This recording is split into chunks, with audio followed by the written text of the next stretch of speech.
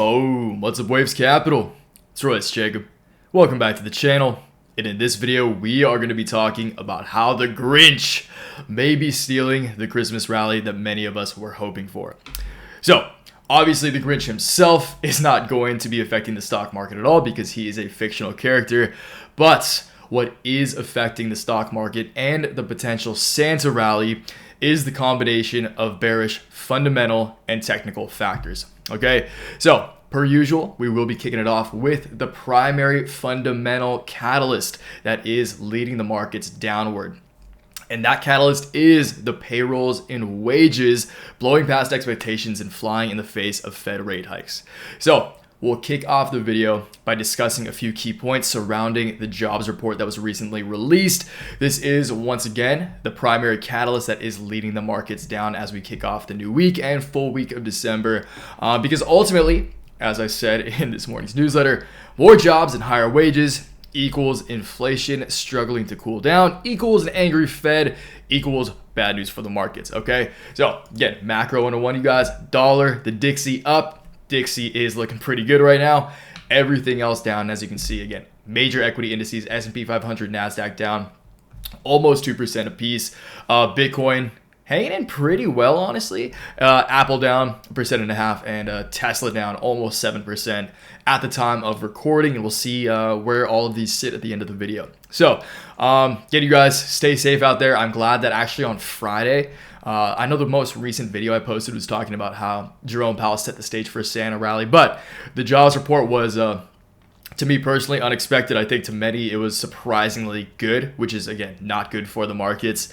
Again, you guys, the nature of being a trader, the nature of playing the game we do is being able to pivot on a dime and adapt when the data gives you reason to adapt and change your strategy. So thankfully, Waves Capital, our portfolio was protected. We did establish a good amount of puts, a very meaningful put position on Friday as we entered the new week. And those puts, obviously, given the nature of the markets today, are really paying off and hopefully will provide some amazing profits to redeploy once I feel like this short-term correction is over. So, again, we will discuss the fundamentals. We'll kick it off talking the fundamentals.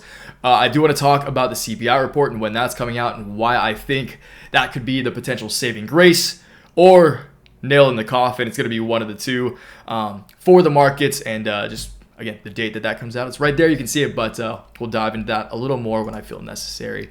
And again, over the course of this video, I just want to talk to you guys about some of the levels, some of the key levels from a macro perspective that I'm looking at. That's why we're looking at the S&P 500. That's why we're going to be looking at this textbook rejection off of this macro trend line right here, this macro long-term line of resistance.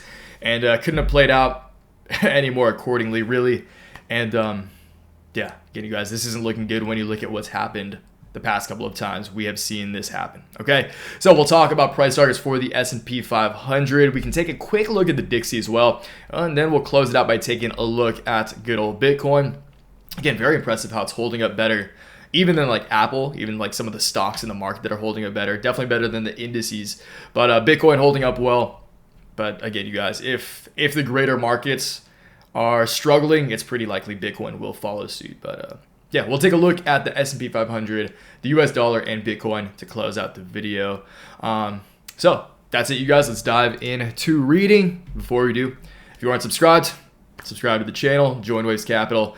New year of 2023 should be a fun one. 2022 is rough, but if you guys are still here, if you guys are still educating yourselves and still engaging in the markets, if you guys haven't lost all your money and you still have capital to play with, then you deserve your place. And I look forward to spending however long you guys want to spend with me together. All right, so payrolls, wages blow past expectations, giving a nice slap in the, giving the Fed a nice slap in the face. Key points. We won't read any more than this, you guys. I don't think it's super necessary, but let's touch on the key points. Okay, so non-farm payrolls. Non-farm payrolls increased 263,000 for the month, while the unemployment rate was 3.7%, the Labor Department reported Friday. The payrolls number was well above 200,000 estimates, while the unemployment rate was in line. Average hourly earnings jumped 0.6% for the month, double the estimate, and 5.1% annually versus the 4.6% expectation. So, again, you guys, the Dow Jones estimate for the number of payrolls increased was 200,000. we came in at 263,000. That's what, like, just ballpark, like 35% increase, or 35% or a beat on that analyst estimate, which is, I mean, if that happened on like an earnings report, that's blowing expectations out of the water. So again, you guys, unfortunately, that's not good news. More jobs, once again, more jobs, higher wages. Although from a human perspective, going to the holidays, I'm glad everyone is getting paid more. You know, obviously, the more you get paid, the more generous you can be when it comes down to getting gifts and whatnot. So that's good. But in terms of being a trader for the markets and Fed intervention following this jobs report, not good, because angry Fed equals bad news for the markets, of course, due to the fact that they're going to be more aggressive when it comes to hiking interest rates. Okay, so again, Friday's jobs report is stronger than expected, along with troubling fundamentals. I'll just read through this right now. The S&P experienced a textbook break of resistance, and this will make sense as we dive into the charts. But again, you guys, and I still face people who, I know the majority of you aren't this way, but there's still a very, very meaningful amount of people. I still see this fairly frequently. I know you guys, again, the majority of you guys don't think this way, but if there's anyone who doubts the validity of trend lines out there, they just need to take a look at the chart of the most popular ticker symbol on the planet, which is the S&P 500. So again, you guys, we'll look at the SPY right here. I mean, boom. I guess these two peaks right here did create this line of resistance. Textbook rejection back in August when we saw that August rally, that little bear market rally. And this, as of right now, you guys, again, as we zoom in here, I know I'm breezing past this, but as we zoom in here, you guys, you can see that we tried to break. They tried to initiate this was a bull trap. We'll call this a bull trap. You tell like some quants, that's why you see this massive candle of buy volume right here, trying to initiate that breakout to the upside for the SPY. Obviously, that has failed, and now the technicals do heavily favor the bulls.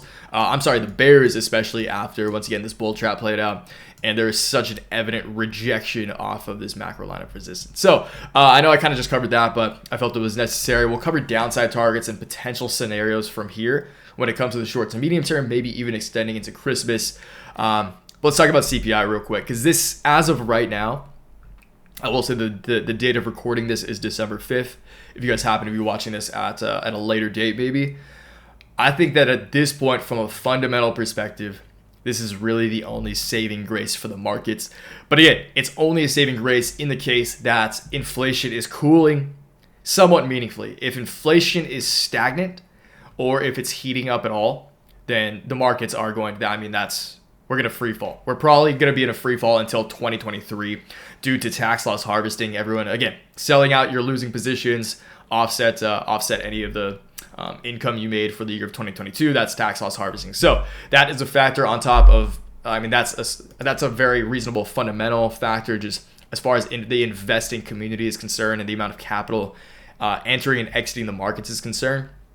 As we head into the new year, again, tax loss harvesting is always an issue around usually the latter half of the month of December. So be aware of that. And again, that's just, that's kind of just the cherry on top, aside from poor technicals and a poor fundamental environment following this jobs report. Okay, so CPI is released on December 13th. That would be next week. So just over a week from today, I guess. Just a week and a day from the date of recording. Probably a week from when many of you guys are watching this. But December 13th, November CPI data is released at 8:30 a.m. Eastern time. And we should definitely expect, if not that day, starting usually the day or two before, because investors are going to be anticipating it. And this jobs report, again, after seeing this jobs data, this CPI report, especially after seeing the jobs data, it's pretty, I was confident in this past CPI report that it would be good news and the markets would rip. Was correct on that one, thankfully. This one, this is kind of a coin flip, right? This is a toss of a coin right here. So just be wary of that, you guys.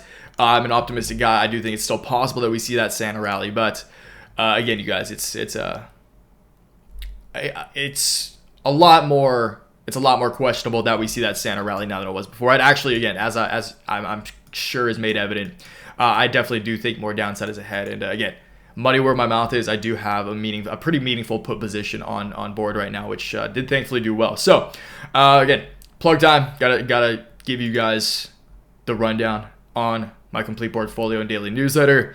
Again, today, I do have obviously call positions as well, some longer term call positions, but this put position did really keep the portfolio floating today. And hey, if we're not in the red, I'm more than thankful, especially on a day like today when everything is just bleeding out so heavily. So again, you guys, this is my job. This is what I do for a living. If you guys want to know how I trade on a day-to-day basis, if you want to know what my entire portfolio looks like, my personal portfolio, the Waves Cap portfolio, and how I alter it on a day-to-day basis, and of course, the rationale and reason as to why I do what I do, included in the Trade Alert newsletters, included in my Price Targets newsletters that I send out after this.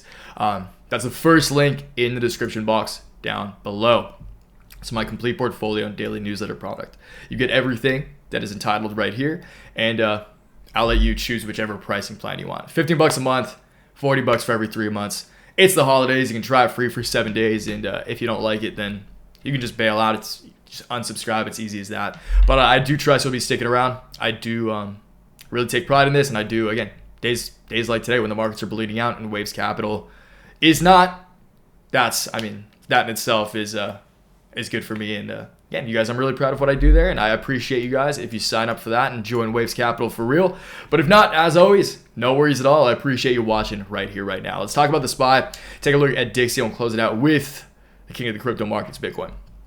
So again, you guys, easy as that. Every trader and their mom was looking at this trend line right here. Anyone who looks at the charts knows that this was going to prove as significant resistance, dating all the way back to the all-time high for the S&P 500 on January 4th of this year. Again, touch point right here, creating the trend line, initially confirmed as a trend line here on August 16th, and once again confirmed for the fourth test, creating the fourth peak on this downtrend.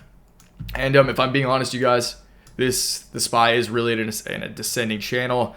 I never I'll say like this is a conservative descending channel, just using that touch point right there, because I don't like many, like you could do that, but I don't like doing that personally. I think this is a nice conservative trend line if you're going to draw a descending channel. And if I'm being honest, this could very well come into play if things get dark. So just for the sake of this video, because it is kind of fun, it's fun talking about obviously both. Any polarizing take, any hot take is going to be fun to discuss. So let's do that. But no, you guys, this is a pretty pessimistic scenario, although very possible, because again, we're at the top end of this descending channel on this range that is on a downward trend. So hey, it wouldn't surprise me if we are now reversing on our way back down, especially with RSI and stochastic RSI looking the way it is right now. These two bottom indicators. Very bad from a medium to slightly longer term perspective. So let's move okay guys, I can just move this way. Let's see, this extends to, let's just go to the new year, right? Say that the rest of this month is just bloodshed, right? And into the new year, we do just sell off up until the first trading week of January. Come 2023, the first trading day is I guess January 3rd is the first trading day because we have Monday off. So anyway, in the case that the SPY does come down to test this conservative line of resistance, as well as a few other longer term indicators, that would lead to an 18% correction from current levels at 398 to about a price, we gotta go right there because that was a peak, or about, so just like 18.5, 90% correction, taking us back down to about the 325 region. So that's important though, because when you go back, the SPY really hasn't tested some levels that I feel it's needed to test yet. Primarily this one right here, which of course is the February 2020 high prior to that COVID crash, which we still haven't tested yet. We've come pretty close. We came pretty close back in October, but not there yet. And I do think that mean reversion is necessary. Again, just given the nature of the macro environment. So is it possible we go below that? I mean, it's important to remember that the SPY also is well above where most stocks are. Apple is a really good example of this. Tesla as well. Like Apple and Tesla are both well above their February 2020 highs. So again, I'm not saying that these aren't more progressive companies than the majority. These aren't hyper growth companies with a great balance sheets and a great product. 100%. I only own Apple products. I'm recording on an Apple product. All tech I own pretty much is Apple. But again, you guys, in this environment, Apple's still trading at a price to earnings ratio of 24. That's historically overvalued. Again, what overvalued is a kind of a vague word to use, or it's difficult to define precisely. But again, you guys, there are a lot of examples in the market of things that are still overvalued. That's being reflected right now, especially in the wake of, again, this technical rejection and fundamental rejection. And as far as the short term is concerned, I will say that the S&P 500 is approaching this line of short-term support right here on the uptrend that we've seen since the October bounce. In the case that we break below this, and if the SPY sees another % down, pretty much we have broken below this. That's very bearish, and I do think I think it's possible for the SPY to see at least like 340 by Christmas in the case that this short-term line of support is broken. So time will tell. Again, we may very well know by tomorrow or Wednesday pretty much where the markets are going, and if these puts are going to buy some great gifts this year. Okay, so that's SPY. Let's take a look at the Dixie real quick just to take a look. So Dixie is still definitely in a downtrend. Let's go back to the daily here. Dixie's still definitely in a downtrend, and this is not a bullish chart, but the Dixie also did kind of see that mean reversion back to the high back in April 2022. In the past, I mean, since that high back in late September, Dixie's already seen like a 10% correction, which is pretty crazy for the US dollar. And I do think we're going to stay in somewhat of a downtrend. But honestly, I do think that because the markets are looking rough, I think that Dixie can come up to test this previous line of support right here as new resistance. It just tanked below that. So I do think this could come into play as a new line of resistance on a nice bounce up. Little bear market bounce, I guess. So I do think that over the course of the month, especially come mid-month, especially until CPI, I think the markets fall. I think Dixie does pretty well. Again, we're taking this day by day, you guys, but I do think that the Dixie will see some short-term upside, which, again, is bad news for the markets. So Bitcoin closed out with BTC because there is some hope here. Again, Bitcoin is holding up better than many, but we'll really just have to wait and see how this at this point, time will tell. I like bouncing my thoughts off of you guys, and please let me know in the comments down below what your thoughts are on the market environment right now. But really, you guys, for full transparency, I'm not feeling super. I mean, the S&P 500, I guess, is pretty. The signs are definitely in favor of the bears. But right now, you guys, when it comes to Bitcoin, when it comes to certain like growth assets and stuff, it's kind of a tough read right now. But I will say that I definitely, even for a bit like S&P 500, I'll say 70-30 downside, and Bitcoin, I would say like 60-40 downside. So a little better odds there. But again, you guys, I think honestly, because I'm bearish on the S&P, on the NASDAQ, on the greater markets right now, I do think Bitcoin will follow suit a little bit. I don't think it'll fall as hard, if I'm being honest, but I do think that over the coming days, Bitcoin will come down to retest broken. Go a little zoom in a little bit here. I do think Bitcoin will come down to test the shorter term line of broken resistance again as new support. If we test that over the next couple of days, December 7th, just where the cursor fell, where I decided to draw this, that'll take us back down to about 16.1, 16.2, or about 4.5% down from current levels. But the bright side here, you guys, is Bitcoin has held a pretty solid range. I do think it's possible that we do maybe play out this pretty janky inverse head and shoulders pattern. And in the case that we do, it would take us back up to these levels around here, which is just between $21,000. So that is possible. Again, given everything we just discussed, unfortunately, it's a little less likely than it was just like when I posted that last video. So time will tell. Again, you guys, if you want my daily take, it's the holiday season. The markets are a little bit slower. I still love recording videos, but the newsletter is my job. That's what I do on a daily basis. If you want to know my thoughts every day during trading hours, during market hours, and what I'm doing and how I'm altering my personal portfolio, once again, first link in the description box down below. Appreciate all of you guys who are riding with me, and I look forward to seeing you guys in there and over the coming days. And again, we're really taking this one day by day. So if you guys are part of the newsletter, I'll talk to you tomorrow. If not, I appreciate you watching this one, and I'll catch you next time. Until then, Waves Capital. Always remember, take action and make waves. Peace.